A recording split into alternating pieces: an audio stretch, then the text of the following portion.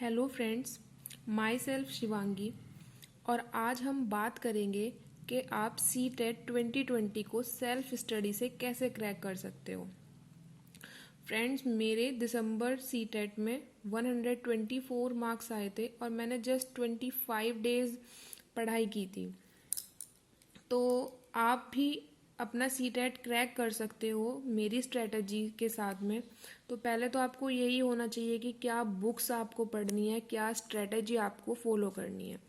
बहुत लोग बोलते हैं कि सी टेट का पेपर इजी आता है, लेकिन फैक्ट यही है कि सिर्फ 10 से 15% लोग ही सी टेट के एग्ज़ाम को क्वालिफाई कर पाते हैं।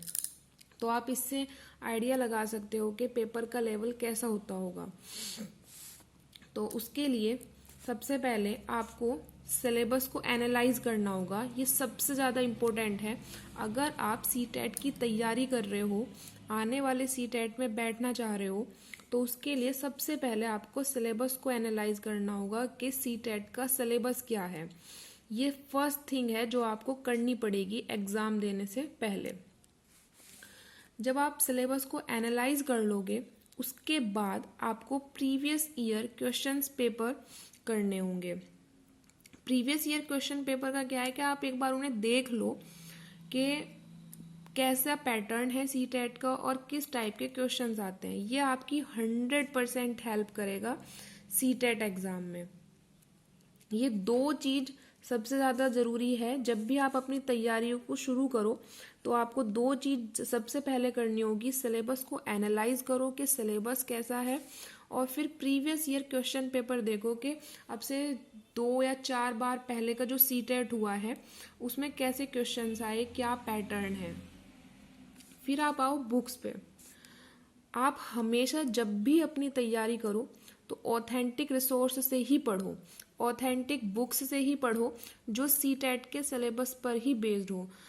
एग्ज़ाम टाइम पे मार्केट में बहुत सारी ऐसी बुक्स आ जाती हैं जो सी टेट के एग्ज़ाम क्रैक करने की गारंटी देते हैं कि ये 100% सिलेबस ये वो, लेकिन आपको वही बुक पढ़नी है जो सी टेट के सिलेबस पर ही बेस्ड हो।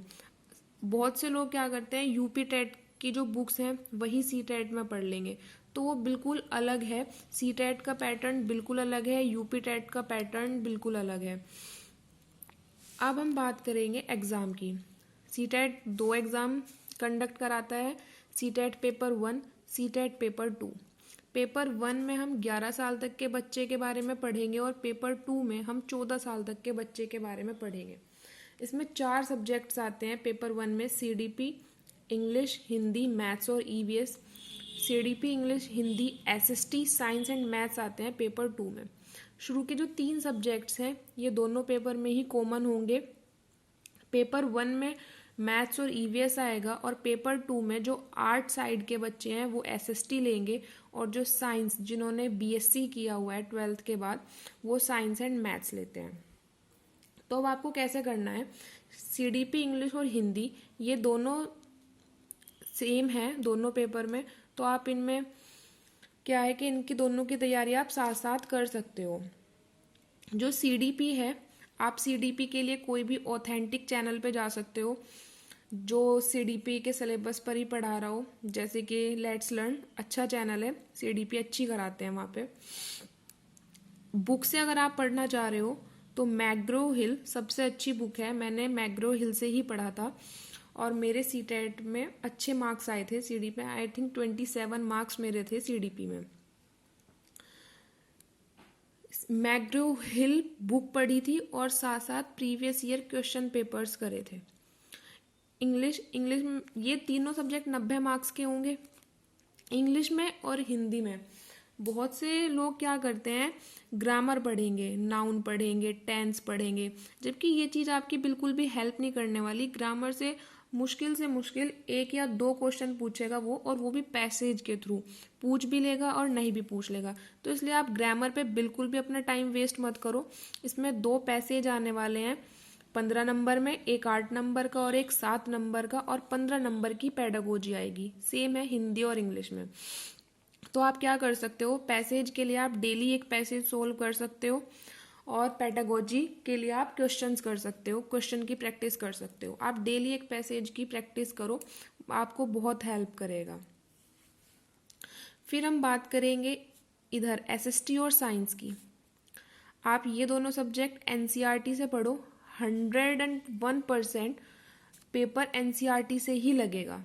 6 to 8 तक की एनसीईआरटी पढ़ोगे आप ये दो सब्जेक्ट्स के लिए, पेपर 2 के लिए, और ईवीएस के लिए आप 1 to 5 क्लास 1 से क्लास 5 तक की एनसीईआरटी पढ़ोगे ईवीएस के लिए।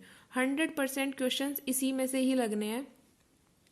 आप किसी भी प्राइवेट स्कूल की, सीबीएसई स्कूल की 1 to 5 तक की बुक्स पढ़ सकते हो और इनके लिए 6 to 8 तक की बुक्स पढ़ सकते हो, रेफरेंस बुक जैसे आती है। अब बचता है आपका मैथ्स।